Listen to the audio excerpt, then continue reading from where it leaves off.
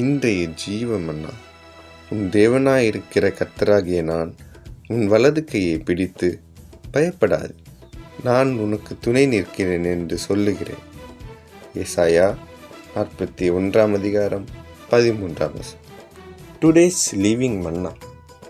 For I, the Lord your God, will hold your right hand, say to you, fear not, I will help you.